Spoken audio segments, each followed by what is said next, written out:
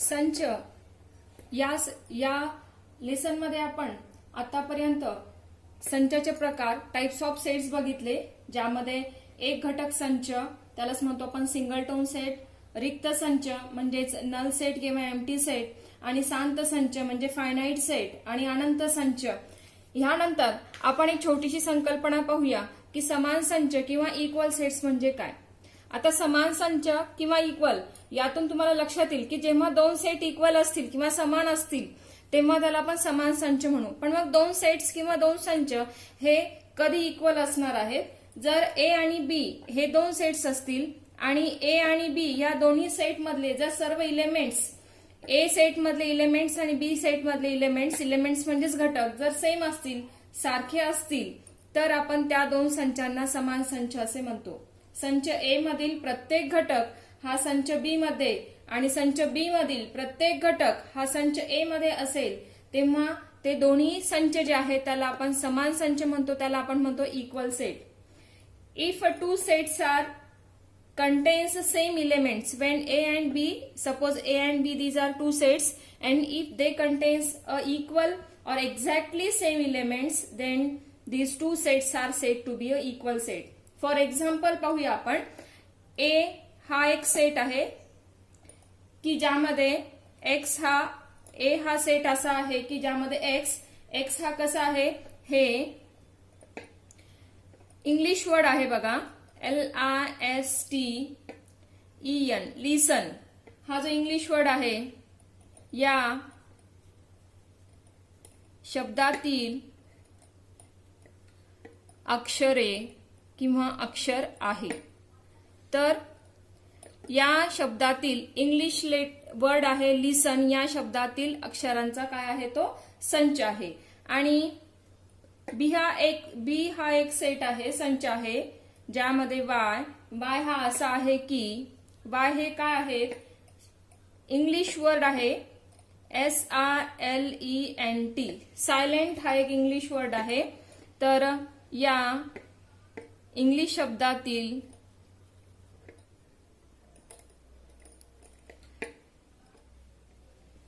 अक्षर आहेत. तर आपण ए आणि बी दोन्ही पण सेट लिहूया. सेट ए पहा, सेट ए लिहित असताना बघा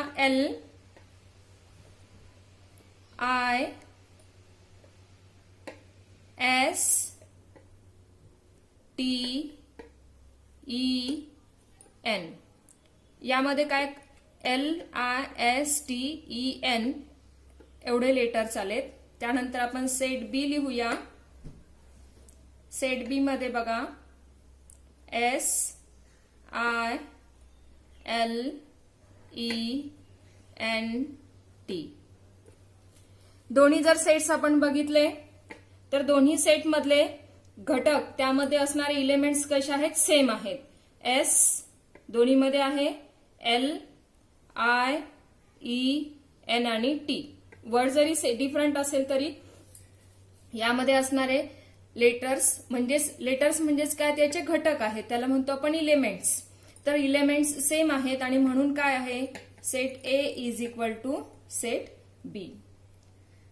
किंवा अजून याच पद्धतीने अजून एखादं एक्झाम्पल जर आपल्याला पाहायचं असेल, फॉर एक्झाम्पल पी हा सेट आहे, इंग्लिश वर्ड आहे बघा लाईफ, तर LIFE, लाईफ हा जो शब्द आहे, हे जे वर्ड आहे, तर या वर्ड्स मधले लेटर्सचा हा पण सेट लिहिला LIFE. आणि दुसरा एक सेट आहे क्यू, जो फाईल FILE. हे दोन्ही वर्ड्स डिफरंट आहे. हा जो वर्ड आहे इंग्लिश वर्ड आहे तर तो लाईफ आहे आणि हा जो आहे तर तो वर्ड आहे फाईल आहे. तर या दोन्ही वर्ड्सचा आपण या ठिकाणी सेट लिहिला तर ह्या सेट मधले इलेमेंट्स कसे आहेत, सारखे आहेत. म्हणजेच आपण काय म्हणू की set P is equal to set Q. म्हणजे सेट ए मधले इलेमेंट्स सेट बी मध्ये असतील if exactly both the sets contains same element. दोन्ही सेटमध्ये जर तंतोतंत सारखेच घटक असतील, सेम एलिमेंट्स असतील तर त्याला आपण काय म्हणू, समान संच. अजून एक एक्झाम्पल पाहूया आपण. एक्स हा सेट आहे. It contains a number, natural number up to 5. 1 to 5 पर्यंत त्यामध्ये नॅचरल नंबर आपण घेतले आणि वाय हा एक सेट आहे ज्याच्यामध्ये आपण इव्हन नंबर्स घेतलेले आहे. 8 पेक्षा लहान नंबर लेस दॅन 8 आपण किंवा 6 पर्यंतचे आपण काय केलेले आहेत, इव्हन नंबर्स लिहिलेले आहेत. तर या दोन्ही सेटमधले काही एलिमेंट सारखे आहेत, but each and every element is not exactly same, त्यामुळे ह्या दोन्ही सेट्स इक्वल राहणार नाही. तर अशा पद्धतीची एक छोटीशी संकल्पना आहे समान संच किंवा इक्वल सेट्स. तर इक्वल सेट्स म्हणजे काय, when two sets contains exactly same elements then the two sets are said to be a equal set. जेव्हा दोन्ही संचामधील प्रत्येक पहिल्या संचातील घटक आणि दुसऱ्या संचातील घटक एक्झॅक्टली सेम असतील, एकदम तंतोतंत सारखे असतील, तेव्हा त्या संचांना आपण समान संच असे म्हणू. सराव संच 1.2, सराव प्रॅक्टिस सेट 1.2. तर 1.2 मधला फर्स्ट एक्झाम्पल आहे बघा. खालीलपैकी कोणते संच समान आहेत व कोणते नाहीत ते सकारण लिहा. Decide which of the following sets are equal and which are not. Justify your answer. आपल्याला समान आहेत का नाही, इक्वल आहेत का नाही ते सांगायचं आहे आणि आपलं जे आन्सर आहे ते आपल्याला सहकारण लिहायचं. We have to justify. Justify म्हणजेच काय की त्याला आपल्याला रिझन द्यायचं आहे. तर या ठिकाणी पहा, पहिला जो सेट दिलेला आहे ए एक्स कसा आहे, 3x - 1 इज इक्वल टू 2.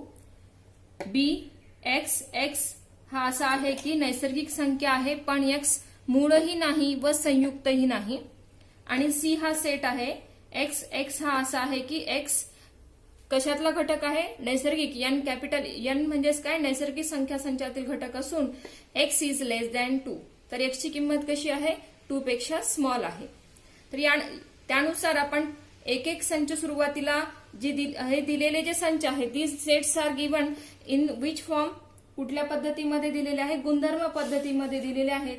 हे जे संच मांडलेले आहेत तर हे रूल मेथडमध्ये दिलेले आहेत. तर रूल मेथडमधून आपल्याला लगेचच आन्सर समजणार नाही. आपण त्याला काय करूया, सुरुवातीला लिस्टिंग मेथडमध्ये मांडण्याचा प्रयत्न करू आणि लिस्टिंग मेथडमध्ये जर आपण लिहिलं त्याला यादी पद्धतीने तर मग आपल्याला ते इक्वल आहेत का नाही हे लिहिता येईल. आता सुरुवातीचा आपण पहिला सेट जो आहे तर या पहिल्या सेटमधले एलिमेंट्स काय काय असतील ते आपण शोधूया. काय आहे equation, 3x - 1 is equal to 2. म्हणजे एक्सची व्हॅल्यू अशी आहे, put the different values of एक्सच्या व्हॅल्यूज अशा ठेवा की त्या ठिकाणी आन्सर किती आलं पाहिजे, लेफ्ट साइड आणि राईट साइड काय आली पाहिजे, इक्वेशनची सेम आली पाहिजे, म्हणजे दॅट इज इक्वल टू 2. आपण एक्सची व्हॅल्यू आपण 0 ठेवूया. एक्सची व्हॅल्यू जर 0 ठेवली तर काय होईल, 3 × 0 - 1 that is 0 - 1 is not equal to 2. म्हणजे एक्सची व्हॅल्यू या ठिकाणी 0 येणार आहे का नाही. आपण एक्सची दुसरी व्हॅल्यू पाहूया. एक्सची व्हॅल्यू आपण 1 ठेवूया. 3 × 1 - 1 is equal to 2. 3 × 1 is 3 - 1 is equal to 2 that is 2 equal to 2. तर एक्सची व्हॅल्यू काय मिळालेली आहे आपल्याला, 1. आपण दुसरी एखादी व्हॅल्यू पुट करून बघूया की दुसरी अजून एखादी व्हॅल्यू असू शकेल का. आपण एक्स इज इक्वल टू 2 ठेवूया. 3 × 2 - 1 is equal to 2. 6 - 1 is equal to 2 that is 5 is not equal to 2. म्हणजे एक्सची फक्त एकच व्हॅल्यू आहे दॅट इज 1. तर आपण काय केलेलं आहे, जी गुणधर्म पद्धतीमध्ये दिलेलं आहे, जे रूल मेथडमध्ये दिलेलं आहे तर त्याला लिस्टिंग मेथडमध्ये म्हणजेच आपण त्याला काय केलेलं आहे, यादी पद्धतीने तो संच लिहिला म्हणजे आपल्याला उदाहरण सोडवायला सोपं जाईल. देन राईट द सेट बी लिहूया. एक्स इज सच दॅट कसं आहे, it is a natural number. ती नैसर्गिक संख्या असून एक्स इज नॉट ही काय आहे, मूळ संख्या नाही. म्हणजेच काय नाही, it is not prime number or composite number. संयुक्त संख्या म्हणजे काय, कंपोजिट नंबर. आता कंपोजिट नंबर किंवा संयुक्त संख्या म्हणजे काय, आता मूळ संख्या म्हणजे माहिती आहे तुम्हाला, पण कंपोजिट नंबर म्हणजे काय की ज्या नंबर्स कुठल्याही 2 नंबरच्या मल्टिप्लिकेशन मध्ये मांडता येतात त्यांना आपण कंपोजिट नंबर्स म्हणतो. फॉर एक्झाम्पल 6 असेल तर त्याला 2 × 3 असं लिहितो तर त्याला आपण कंपोजिट नंबर म्हणतो. तर या ठिकाणी it is a natural number पण ती मूळ नाही, it is not a prime number. आता यामध्ये कंपोजिट नंबरमध्ये टू पण येणार नाही, 3 पण येणार नाही. So it is a natural number, पण ती मूळ नाही. मग मूळ संख्या नसणारी आणि संयुक्त संख्या नसणारी जी नंबर आहे तर दॅट इज 1. आता मूळ संख्या काय आहेत? 2, 3, 5, 7 सो ऑन. ती मूळ संख्या नाही म्हणजे ती मूळ त्या अदर नंबर येणार नाही. आणि कारण 1 ही काय आहे? ही मूळ संख्या नाही. त्यामुळे बी मधला इलेमेंट काय येणार आहे? आपला 1 येणार आहे. त्यानंतर थर्ड जो आहे सी आपण बघूया. X is such that it is belong to natural number. तो नैसर्गिक संख्या असून त्याची व्हॅल्यू काय आहे? 2 आहे. आता नैसर्गिक संख्या काय आहेत? 1, 2, 3 अँड सो ऑन. मग 2 पेक्षा स्मॉल नैसर्गिक संख्या कोणती आहे? That is 1. When we solve, जेव्हा आपण ह्याला सोडवलं तर तेव्हा आपल्याला लक्षात आलं की A is equal to B is equal to C. तर तिघांमधले पण इलेमेंट्स कसे आहेत? सारखे आहेत, घटक सारखे आहेत. आणि म्हणून काय आहे की हे तिन्ही जे संच आहेत तर हे दिलेले हे संच कसे आहेत? समान आहेत. तर याला आपण मग कारण याचं आपल्याला रिझन पण लिहावं लागेल की या तिन्ही संचामध्ये दिलेले घटक कसे आहेत? सारखे आहेत. म्हणून काय आहे की हे तीनही संच दिलेले संच हे कसे आहेत? समान आहेत.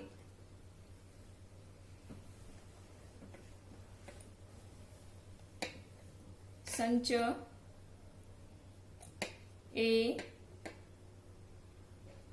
बी व सी मधील घटक सारखे आहेत. म्हणून हे संच समान आहेत. तर असं सहकारण त्याचं उत्तर आपण लिहिलं पाहिजे. Example number 2. सेट ए व सेट बी हे समान आहेत का ते सहकारण लिहा. Set A and set B are equal. Justify your answer. तर यामध्ये सेट ए काय दिलेला आहे? सम असलेल्या मूळ संख्या म्हणजेच काय आहे? Even prime number. तर आपण हे एक्झाम्पल सॉल्व्ह करूया. Both these sets are given in the rule method. हे दोन्ही पण आपल्याला जे दिलेले आहेत तर ते कुठल्या पद्धतीमध्ये दिलेले आहेत? संचार लिहिण्याच्या पण पद्धती बघितल्या. कोणत्या कोणत्या पद्धती आहेत? एक तर काय आहे? लिस्टिंग मेथड आणि दुसरी आहे रूल मेथड. लिस्टिंग मेथड म्हणजेच आपण त्याला म्हणतो यादी पद्धती, की ज्यामध्ये आपण यादी पद्धती, आणि दुसरी जी आहे गुणधर्म पद्धती. यामध्ये दोन्ही पण गुणधर्म पद्धतीमध्ये एक्झाम्पल्स आहेत. आपण यांना यादी पद्धतीमध्ये लिहूया, लिस्टिंग मेथडमध्ये लिहूया आणि मग आपल्याला डिसाईड करता येईल, ठरवता येईल की हे दोन्ही संच सारखे आहेत का नाही. तर सेट ए जो आहे तर संच ए काय दिलेले? सम असलेल्या मूळ संख्या. आपण निदान 10 पर्यंतच्या जर मूळ संख्या लिहिल्या तर काय आहे? प्राईम नंबर्स 10 पर्यंतचे जर लिहिले तर इट इज 2, 3, 5 आणि 7. तर ह्या काय आहेत? 10 पर्यंतच्या प्राईम नंबर्स आहेत. तर यामध्ये इव्हन प्राईम नंबर काय आहे? 2. समोरच्या जरी तुम्ही लिहिल्या 11, 13, 17, 19, 23, तर या सर्व संख्यांमध्ये there is only 1 even number that is 2. तर यामध्ये फक्त एकच प्राईम नंबर जी आहे मूळ संख्या, सममूळ संख्या आहे आणि ती आहे 2. कारण त्यानंतर मग आपण दुसरा सेट जो आहे तर तो काय दिलेला आहे? 7x. इक्वेशन आपण सॉल्व्ह करूया आणि नंतर सेट लिहूया. 7x - 1 is equal to 13. तर x ची आपल्याला अशी व्हॅल्यू पुटअप करायची आहे की इक्वेशनची लेफ्ट साइड आणि राईट साइड काय आली पाहिजे? इक्वल आली पाहिजे. आता x ची व्हॅल्यू जर आपण 1 ठेवली तर 7 × 1 7, 7 - 1 is 6. So 6 is not equal to 3. x ची व्हॅल्यू आपण 2 ठेवूया. 7 × 2 -1 that is 14 - 1 that is 13 is equal to 13. तर यामध्ये x ची फक्त एकच व्हॅल्यू आहे अँड दॅट इज 2. म्हणजे आपण ए सम असलेली मूळ संख्या the even prime number is 2 and जेव्हा आपण बी सेटसाठी एक्सची व्हॅल्यू कॅल्क्युलेट केली तर ती पण किती मिळालेली आहे 2. तर आपण इथं असं लिहू शकतो की संच ए व संच बी चे घटक समान आहेत म्हणून A इज इक्वल टू बी. आणि सेम याला इंग्लिशमध्ये लिहायचं असेल तर आपण असं लिहू शकतो की set A and set B